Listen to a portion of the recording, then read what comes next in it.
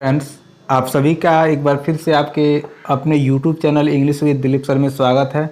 दोस्तों, इस वीडियो में हम लोग अपने इंग्लिश लिटरेचर के जो आपका ऑब्जेक्टिव क्वेश्चन सीरीज चल रहा है प्रैक्टिस सेट, उसी को आगे बढ़ाएंगे और कुछ महत्वपूर्ण प्रश्नों का डिस्कशन करेंगे। तो चलिए दोस्तों, वीडियो को शुरू करते हैं। और आज का पहला क्वेश्चन है कि the barren period in English literature stretches from. दोस्तों, स्ट्रेचेज मीन्स होता है फैला हुआ। तो जो आपका बैरन पीरियड है, अर्थात जो कोई खास लिटरेचर का विकास नहीं हुआ, वो कब से कब तक है? ऑप्शन है 1401 से लेकर 1515, 1320 से लेकर 1330, 1366 से लेकर 1401 और 1400 से लेकर 1450। तो दोस्तों, जो करेक्ट आंसर होगा वो होगा आपका 1401 से लेकर 1515 तक। दोस्तों, हुआ क्या, जब चौसर की मृत्यु होती है तो उसके बाद लिटरेचर के क्षेत्र में कोई वास्तविक इम्प्रूवमेंट नहीं होता है, इसलिए इस पीरियड को हम एक बैरन पीरियड के रूप में जानते हैं। और जनरली 1400 से लेकर या 1485 तक चलता है, लेकिन इसमें कोई ऑप्शन नहीं है, तो इस लिहाज से आपका ये सही है। तो चलिए दोस्तों, आगे बढ़ते हैं। और अगला क्वेश्चन है कि the peasant revolts also known as Tyler's rebellion begin in. दोस्तों, जो पीजेंट्स रिवोल्ट है उसे हम टायलर्स रिबेलियन के नाम से भी जानते हैं। वो शुरू कब हुआ था? तो वह शुरू हुआ था 1381 में। अगला क्वेश्चन है कि John Dryden wrote his satires in. जो आपके जॉन ड्राइडन है वो अपने सटायर्स को किस मतलब शैली में लिखते थे? ऑप्शन है फ्री वर्स, ब्लैंक वर्स, या हीरोइक कपलेट, या स्पेंसरियन स्टेंजा। तो दोस्तों, लिखते थे उसको हीरोइक कपलेट में। तो दोस्तों, ये जो है आपका जो आपके जॉन ड्राइडन है, यह जो आपका रेस्टोरेशन पीरियड है उसमें काफ़ी डोमिनेट करते हैं। इसीलिए कभी कभी हम रेस्टोरेशन पीरियड को द एज ऑफ ड्राइडन भी बोलते हैं। याद रखिएगा, ये रेस्टोरेशन पीरियड के राइटर थे आपके जॉन ड्राइडन, और उस लिटरेचर के सेशन में ये पूरे डोमिनेट किए थे, तो इन्हें हम द एज ऑफ ड्राइडन बोलते हैं, रेस्टोरेशन पीरियड को। तो अगला क्वेश्चन है कि lyrical ballad was published in. दोस्तों, लाइरिकल बैलेड्स कब प्रकाशित हुए थे? तो दोस्तों, आपका सबसे पहले समझते हैं कि लाइरिकल बैलेड क्या होता है। तो लाइरिकल बैलेड जो है ना, वो आपका विलियम वर्ड्सवर्थ की कविताओं का संग्रह है। लेकिन इस बैलेड्स में आपके विलियम वर्ड्सवर्थ और कॉलरिज दोनों आदमी मिलकर लिखे थे, और इसका पब्लिकेशन हुआ था दोस्तों 1798 में। तो दोस्तों, अगला क्वेश्चन है कि हु आर लोलार्ड। लोलार्ड कौन थे? तो दोस्तों, लोलार्ड जो थे, इसके लिए ऑप्शन है Jack Straw and his followers, John Ball and his followers, और Jobs Tyler and his followers, and John Wycliffe and his followers. तो दोस्तों, ये आपके जो लोलार्ड थे वे जॉन विक्लिफ के फॉलोअर्स थे। तो चलिए अगला क्वेश्चन लेते हैं। अगला क्वेश्चन है आपका कि identify the first Protestant in England. तो प्रथम प्रोटेस्टेंट कौन थे, इसको आइडेंटिफाई करना है दोस्तों। तो जो फर्स्ट प्रोटेस्टेंट थे वो थे आपके जॉन विक्लिफ। याद रखिएगा, जॉन विक्लिफ। अगला क्वेश्चन है कि the war of roses took place during the period. तो दोस्तों, द वार ऑफ रोजेज जो हुआ था वह 1455 से लेकर 1485 तक हुआ था। तो जो करेक्ट आंसर होगा दोस्तों वो होगा आपका सी। अगला क्वेश्चन है कि जेन ऑस्टेन डिड नॉट राइट। दोस्तों, जेन ऑस्टेन नहीं लिखी थी, कौन सी? इसमें रचना है मैन्सफील्ड, ईमा, सेंस एंड सेंसिबिलिटी, या सिलास मार्नर। तो दोस्तों, थोड़ा सा जॉन ऑस्टेन के बारे में जान लीजिए। यह एक इंग्लिश नोवेलिस्ट थी, जिसके वर्क रोमांटिक फिक्शन पे आधारित होते थे। उसने 6 नोवेल लिखा था, जिसमें आपका sense and sensibility, pride and prejudice, ईमा, मैन्सफील्ड ये शामिल है। और यहाँ पे जो आपका रचना है सिलास मार्नर, ये दोस्तों इसके जो रचनाकार हैं जॉर्ज इलियट हैं। तो याद रखिएगा, यह 3 रचनाएं हैं जो जॉन ऑस्टेन के, और एक रचना जो डी है यही इनकी रचना नहीं है, यह आपके टी.एस. इलियट की रचना है। तो चलिए दोस्तों, आगे बढ़ते हैं और अगले क्वेश्चन को लेते हैं। दोस्तों, यदि आप चैनल पे नए हैं तो चैनल को सब्सक्राइब कर लीजिए, और वीडियो अच्छा लगे तो लाइक कीजिए और ज़्यादा से ज़्यादा शेयर कीजिए। तो चलिए दोस्तों, अगला क्वेश्चन लेते हैं आपका अगला क्वेश्चन है कि who called himself a classist in literature, मतलब साहित्य में उच्च कोटि का, और रॉयलिस्ट इन पॉलिटिक्स, राजनीति में शाही, and Anglo Catholic in religion, और धर्म से Catholic, Matthew Arnold, T S. Eliot, Herbert Read और डब्ल्यू.बी. येट्स। तो दोस्तों टी.एस. इलियट्स इस बात को बोले थे। अगला क्वेश्चन है कि the first book printed in England was, तो इंग्लिश में first book printed in England, तो इंग्लैंड में जो पहली पुस्तक प्रिंटिंग हुई थी, प्रिंटेड हुआ था, उसका क्या नाम था, यह क्वेश्चन है आपका। तो ऑप्शन है the dictes and sayings of philosophers, the book of faith, Morte Arthur, the poor monks minor. दोस्तों यदि किसी शब्द की प्रोनाउंसिएशन गलत हो तो उसके लिए माफ़ कीजिएगा। दोस्तों इसका करेक्ट आंसर होगा आपका ए। तो चलिए दोस्तों आगे बढ़ते हैं। दोस्तों ये क्वेश्चन थोड़ा सा कन्फ्यूजन है, इसका आंसर क्लियर अभी नहीं हो पाया है, क्योंकि इसका जो रिसोर्स है, इसमें आंसर जो दिया है उससे हम संतुष्ट नहीं है, फिर बहुत सर्च किए हैं, फिर उस आधार पे हम आपको इसका आंसर बता रहे हैं। आप इसका कमेंट कीजिएगा। British drama grew out, British drama कहाँ से आई है?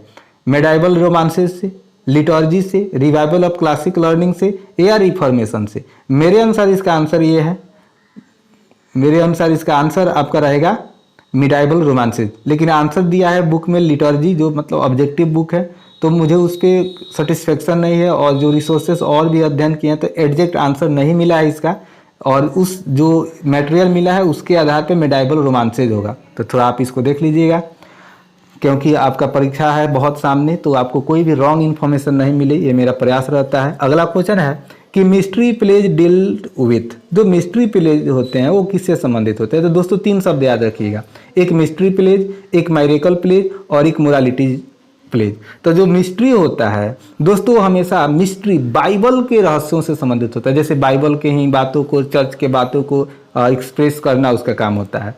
तो यहाँ पे देखिए जो ऑप्शन आए हैं उसमें आपका है biblical themes, medieval themes, moral themes और फिलोसफिकल थीम्स। तो यहाँ पे आपका एक करेक्ट आंसर हो जाएगा मिस्ट्री बाइबल। जैसे बाइबल पढ़िएगा, उसके रहस्यों को निकालिएगा बाहर, तो क्या हो जाएगा आपका मिस्ट्री।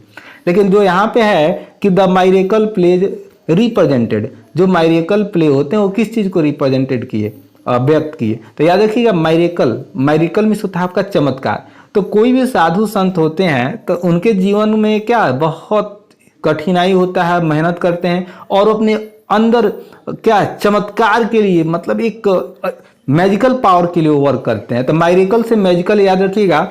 और संत के जीवन के बारे में हमें जानकारी मिलती है। मिस्ट्री प्ले जो होता है वो संतों के जीवन के एस्पेक्ट को वो क्या करता है, एक्सप्रेस करता है। तो इसका करेक्ट आंसर होगा आपका सी। बिल्कुल कंसेप्ट बताने का प्रयास कर रहे हैं। और जो मोरालिटीज है यह आपका नैतिकता है, और यह एक आपका सीरियस प्ले है। ये क्या है आपका दोस्तों, जो 14 नंबर का आंसर होगा आपका बी। चलिए दोस्तों आगे बढ़ते हैं। अगला क्वेश्चन है कि the outstanding characteristics of interludes is, दोस्तों ये करेक्ट आंसर होगा आपका डी, ह्यूमर। ऑप्शन है पैथोस, सटायर, रियलिज्म, ह्यूमर। दोस्तों ह्यूमर होता है, क्योंकि ये जो आपके इंटरल्यूड्स होते हैं यह एक प्रकार के ड्रामा ही है, नाटक है, और ये न तो शुरू में दिखाए जाते हैं और न ही अंत में दिखाए जाते हैं। यह किसी भी कहानी, नाटक, ड्रामा के बीच में इसको दिखाया जाता है, बीच में शो किया जाता है। Identify the most gifted writer of the interludes. तो इंट्रोल्यूड्स का जो सबसे बड़े राइटर थे दोस्तों वो थे आपके जॉन हेवुड। अगला क्वेश्चन है कि the main cause of the war of roses was, मतलब मुख्य कारण क्या था वार ऑफ रोजेज का? तो सबसे पहले दोस्तों आपको मालूम होना चाहिए कि द वार ऑफ रोजेज किन किन के बीच हुआ था। इसका हम लोग वीडियो इसका अपलोड हो चुका है, हम आप लोग देख चुके होंगे। तो दोस्तों इसमें इंग्लैंड और फ्रांस होता है। पहले ऑप्शन में देखिए इंग्लैंड और आयरलैंड दिया है जो रॉन्ग है। दूसरे ऑप्शन में है फ्रांस और ग्रीस दिया है, ये भी रॉन्ग है। यहाँ पे फ्रांस और इटली दिया है, और यहाँ देखिए फ्रांस और इंग्लैंड, ये आपका करेक्ट आंसर हुआ। The commercial rivalry between France and England, England और फ्रांस के बीच में जो कमर्शियल राइवलरी होती है वही कारण होता है वार ऑफ रोजेज का। अगला क्वेश्चन है दोस्तों आपका, renaissance was the manifestation of new life on outburst of virtuous fluidity after the cramping restraints and the withering asceticism of middle age. तो दोस्तों आप जानते हैं कि मिडिल एज जो था आपका बहुत उसमें लाइफ जो था रेस्टोरेंट था, कोई साहित्यिक विकास नहीं हुआ, मतलब बिल्कुल उसमें एक अलग ही रहा, मतलब तिरस्कारपूर्ण जीवन रहा। तो वो एक नए लाइफ का मैनिफेस्टेशन करता है रिनेसांस। इस बात को कहा था आपके रिचार्ड हैक्यूट ने कहा था। कौन कहा था? रिचार्ड हैक्यूट। सॉरी दोस्तों, ये जो आपका 18 नंबर सवाल है इसका करेक्ट आंसर होगा मूडी एंड लॉवेट। करेक्ट आंसर होगा मूडी एंड लॉवेट। चलिए दोस्तों आगे बढ़ते हैं। 19 नंबर जो सवाल है आपका आर्केडिया। तो आर्केडिया को दोस्तों लिखा गया है किस शैली में? तो ये आपका नैरेटिव पोएम है। नैरेटिव शैली में लिखा गया है, एक नैरेटिव पोएम है। अगला क्वेश्चन है आपका Spenser's famous ode Epithalamion commemorates the occasion of, मतलब किस चीज़ को याद दिलाता है? तो ये है आपका the marriage with him, his marriage होगा दोस्तों यहाँ पे, his marriage with the Elizabeth Boyle, या the accession of Elizabeth first to the throne of England, या the publication of the his magnum of the Faerie Queene, the return of the humble and single pastoral life. दोस्तों याद रखिएगा आपका ये ही correct answer होगा। दोस्तों ये इनके मैरिज के शादी के दिन, मतलब वेडिंग के दिन याद में उसको लिखा जाता है। अगला क्वेश्चन है आपका Amoretti is the collection of 84 sonnets. दोस्तों ये सोनेट्स का कलेक्शन है, 84 सोनेट्स होते हैं इसमें। तो चलिए दोस्तों आगे बढ़ते हैं। अगला क्वेश्चन है कि Edmund Spencer's the Sheffield calendar is called calendar because, मतलब उनका जो शेफील्ड कैलेंडर है उसे हम कैलेंडर क्यों बोलते हैं, क्या कारण है?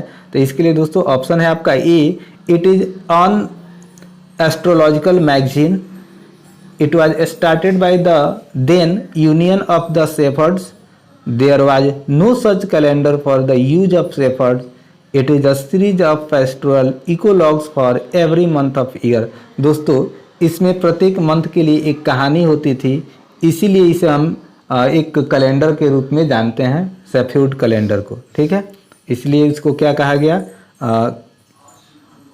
कैलेंडर कहा गया। ठीक है, तो आंसर करेक्ट क्या होगा इसका? 22 नंबर का करेक्ट आंसर होगा डी। अगला क्वेश्चन है आपका कि what is the general theme of Sheffield calendar. दोस्तों इसमें थोड़ा सा ये प्रिंटिंग जो है यहाँ पे कोलिन होगा।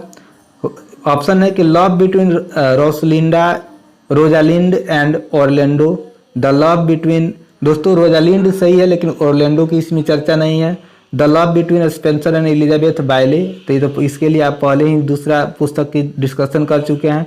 The love between Marlowe and imaginary Helen, the unrequited love of, यहाँ पे कोलिन होगा दोस्तों, love of Colin for Rosalind. तो दोस्तों इसका करेक्ट आंसर होगा आपका डी। अगला क्वेश्चन है कि the first 3 books of Faerie Queene were published in, दोस्तों इसका जो ऑप्शन है 1557, 58, 1579, 1589 या 1590 से 91। तो दोस्तों 1589 से 90 के बीच में इसको पब्लिश किया गया था, तो 24 का करेक्ट आंसर होगा सी। तो फर्स्ट 3 बुक, लेकिन और भी लास्ट 3 बुक्स जो पब्लिश्ड होते हैं वो 96 में पब्लिश्ड होते हैं। तो आखिरी क्वेश्चन दोस्तों है who among the following is the central character in the Faerie Queene. तो द फेरी क्वीन जो आपका पोएम है इसमें सेंट्रल कैरेक्टर कौन है, अर्थात मेन हीरो कौन है? ऑप्शन है सर कैलिडोर, ब्रिटोमैरिटस, प्रिंस आर्थर और सर गुआन। तो करेक्ट आंसर होगा प्रिंस आर्थर या किंग आर्थर। तो दोस्तों इस रचना को द फेरी क्वीन को जो एडमंड स्पेंसर लिखे थे इसको, वह आपकी एलिजाबेथ फर्स्ट का फेवर प्राप्त करने के लिए लिखे थे। तो दोस्तों इस वीडियो में कुछ सवालों का हम लोग डिस्कशन किए हैं जो आपके एग्जाम के लिए बहुत ही इंपॉर्टेंट हो सकता है। तो वीडियो अच्छा लगा हो तो प्लीज़ लाइक कीजिए और वीडियो को ज़्यादा से ज़्यादा शेयर कीजिए। तो दोस्तों इस वीडियो में इतना ही। Thank you, have a nice day.